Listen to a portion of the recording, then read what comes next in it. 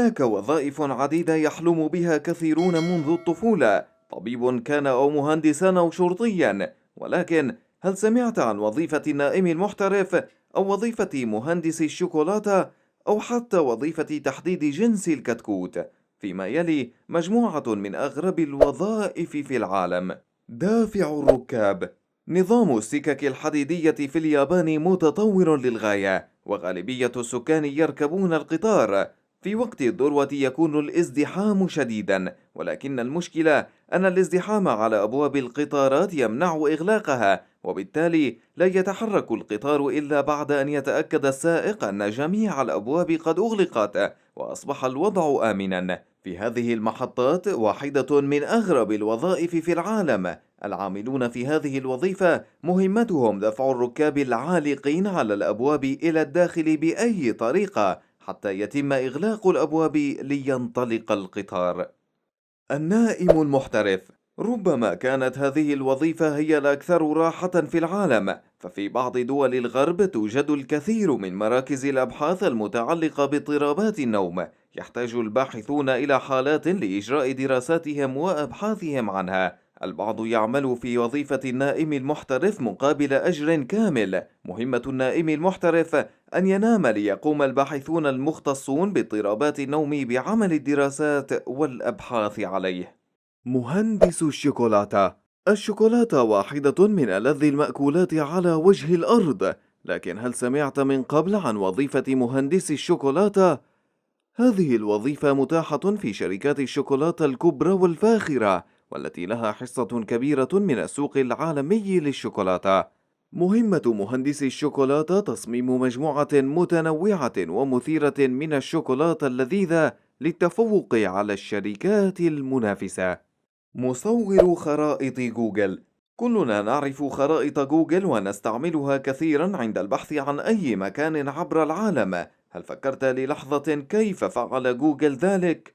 قامت جوجل بتعيين مجموعة من الأشخاص كل ما عليهم فعله هو التجول بالدراجة طوال النهار لأماكن أثرية لتصويرها، حيث أن السيارة لا تستطيع الدخول لهذه الأماكن، أما الدراجة تكون أنسب الحلول، ثم وضع الصور على برنامج جوجل مابس.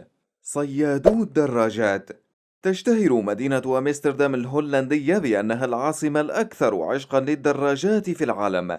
المشكلة التي تواجهها المدينة أن هناك 14,000 دراجة تغرق في الممرات المائية، وتشكل مشكلة مزعجة، هو ما جعل المدينة تدرج واحدة من أغرب الوظائف في العالم، وهي وظيفة صائد الدراجات، حيث يقوم العاملون في هذه الوظيفة بالتجول في الممرات المائية واصطياد الدراجات.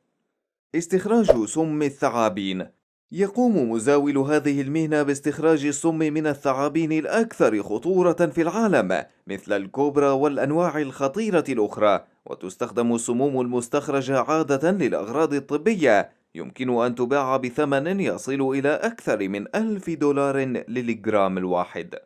إزاحة الجبال الجليدية. استحدثت هذه المهنة بعد عام واحد من كارثة غرق السفينة البريطانية الشهيرة تايتانيك في عام 1912، حيث تأسست دورية متخصصة من خفر السواحل في الولايات المتحدة لمتابعة مواقع الجبال الجليدية وتوفير طرق آمنة للسفن. مشيع الجنازات. توجد شركة في إنجلترا لتوفير مشيعين متخصصين في الجنازات. يكلف تأجير المشيعين لمدة ساعتين حوالي $70. مدرب تزلج على الماء للكلاب. يمكنك أن تجد في بعض المنتجعات على شواطئ المحيطات مدربين لتطلب منهم تدريب كلبك كي يتعلم التزحلق على المياه. أتساءل ما إذا كانوا يستطيعون تعليمهم الرماية أيضا. مجربو مستحضرات التجميل.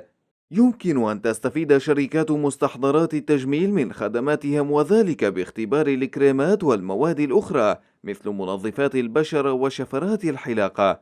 يمكن أن يكسب ممارس هذه المهنة نحو $25 للساعة الواحدة. متابعو التلفزيون.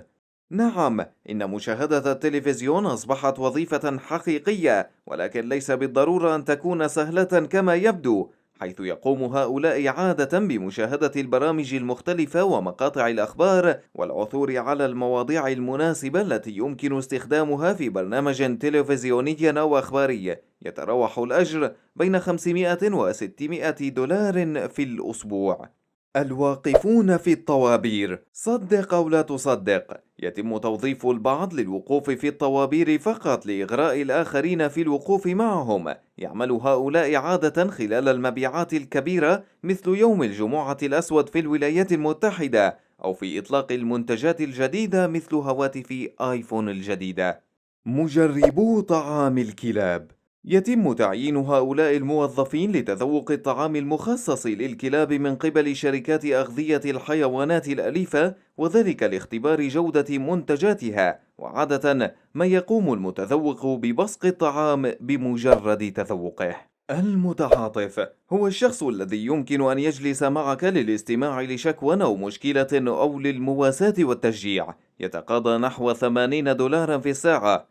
أفكر حقا باستئجاره، ولكننا سنختلف على السعر بالتأكيد. محدد جنس الدجاج.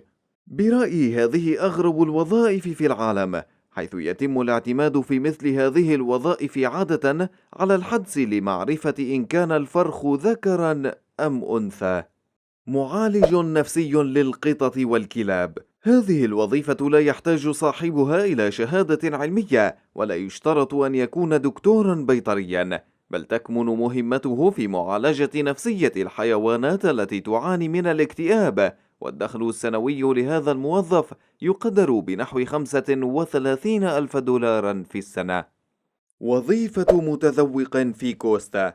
هذا الشخص هو أحد موظفي شركة كوستا العالمية للقهوة، لكنه ليس موظفا عاديا، لأن وظيفته الوحيدة هي التذوق فقط، حيث يقوم باختبار أجود أنواع القهوة بلسانه، وكذلك اختبار أفضل الخلطات التي يتم إضافتها للقهوة. بقي أن نقول أنه تم التأمين على لسانه بمبلغ 10 ملايين جنيه استرليني.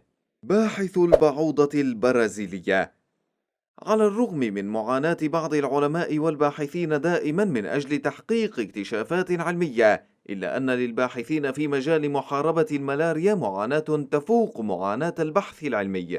إن الباحثين في مجال الملاريا عملهم مبني على دراسة سلوك البعوض، لذا يقوم الباحث فيهم بالبحث عن منطقة مليئة بالبعوض ليقوم بجمعها، ثم يقوم بكشف جزء من بشرته ليقوم البعوض بلدغه فيه، ويقوم بدراسة سلوكه. يحصل الباحث في المتوسط على 3000 لدغة خلال 3 ساعات. مطارد القردة. تقوم القردة في العديد من حدائق الحيوانات والمحميات الطبيعية بالقفز فوق سيارات السياح والتعلق بها حتى الخروج من الحديقة أو المحمية، لذا يتم تعيين موظفين في الحدائق لمطاردة القردة التي تحاول الهرب. تخيلوا كيف يمكن أن تكون وظيفة مطاردة القردة ل8 ساعات كل يوم.